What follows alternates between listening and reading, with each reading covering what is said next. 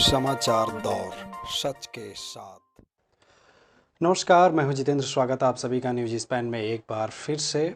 आज हम बात करने जा रहे हैं जो चौथा लॉकडाउन, जो चौथे चरण का लॉकडाउन है, उसमें क्या क्या नए नियम लगाए गए हैं सरकार के द्वारा, राज्यों के क्या उसमें भूमिका होगी, केंद्र सरकार की क्या भूमिका होगी। लेकिन उससे पहले हम जान लेते हैं कि लॉकडाउन पहला, दूसरा, तीसरा चरण किस तरीके से था और कब कब जो है उसको लॉन्च किया गया था। और साथ ही हम ये भी जानने की कोशिश करेंगे कि करंट सिचुएशन में कोविड-19 से रिलेटेड कितने एक्टिव केसेस हैं, कितनी उसमें रिकवरी की केसेस है और कितनी डेथ की केसेस हैं। तो आइए शुरू करते हैं। पहला जो लॉकडाउन है वो जो है 25 मार्च को प्रधानमंत्री ने 24 मार्च को जो है ऐलान किया था और 25 मार्च को रात के 12 बजे से लागू कर दिया गया था, जो कि 14 अप्रैल तक लागू था। साथ ही उसके बाद जो है दूसरा लॉकडाउन 14 अप्रैल से लेकर के और 3 मई तक के लिए लाया गया था। उसके बाद फिर से जो है 4 मई से लेकर 17 मई तक के लिए दूसरा लॉकडाउन शुरू किया, तीसरा लॉकडाउन शुरू किया गया था। और जो चौथा लॉकडाउन है वो अब 17 मई से लेकर के 31 मई तक के लिए बोल दिया गया है, कंफर्म कर दिया गया है। साथ ही आपको बता दें कि जो अभी इंडिया में जो करंट कोविड-19 के जो केसेस हैं वो लगभग 91,900 के पार कर चुका है। और जो रिकवरी केसेस हैं वो जो है 34,400 से भी ज़्यादा के आसपास है। और साथ ही बड़े दुखद होगी, जो मृत्यु दर है वो लगभग 3,000 या 2,900 से ऊपर और 3,000 के बीच में लगभग है। तो आइए अब हम बात कर लेते हैं जो चौथा चरण है उसमें क्या क्या केंद्र सरकार ने सुझाया है आम जन के लिए। तमाम जो लोग हैं जो कि इस लॉकडाउन में परेशान हैं, उनको लॉकडाउन 4 में क्या क्या सुविधाएं मिलेंगी, क्या क्या चीज़ें बंद रहेंगी, इन तमाम चीज़ों को हम आपके सामने रखने जा रहे हैं।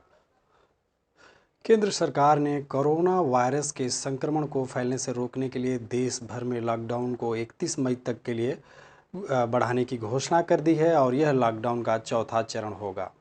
साथ ही लॉकडाउन को के इस चौथे चरण के लिए गृह मंत्रालय ने नए दिशा निर्देश जारी किए हैं। इसके तहत 31 मई तक सभी घरेलू और अंतर्राष्ट्रीय जो उड़ानें होंगी वो बंद की गई हैं, वो रद्द हो गई हैं। साथ ही जो मेट्रो रेल सेवा है वो भी बंद रहेगी और रात के 7 बजे से सुबह 7 बजे तक नाइट कर्फ्यू जारी रहेगा। सभी सार्वजनिक जगहों और दफ्तरों में मास्क पहनना अनिवार्य कर दिया गया है। साथ ही सार्वजनिक जगहों और कार्यालयों में थूकने पर भी जुर्माना लगाया गया है। इसके अलावा विवाह समारोहों में सिर्फ 50 लोगों को ही आप शामिल करा सकते हैं या 50 लोग शामिल हो सकते हैं। वही अंतिम संस्कार में 20 लोग शामिल हो सकेंगे। इसके अलावा गृह मंत्रालय द्वारा जारी दिशा निर्देश में और क्या क्या प्रतिबंधित और क्या क्या छूट रहेगी, आइए इस पर भी हम एक नज़र डाल लेते हैं। देश में सिर्फ घरेलू एयर एम्बुलेंस सुरक्षा कारणों के लिए ही हवाई जहाज़ों की जो यात्रा होगी वो की जा सकेगी। या गृह मंत्रालय द्वारा जो अनुमति होगी उस अनुमति के आधार पर ही हवाई जहाज़ का जो है उड़ान हो सकेगा। इसके अलावा स्कूल, कॉलेज और सभी प्रकार के शैक्षणिक संस्थान जो हैं वो 31 मई तक के लिए बंद रहेंगे।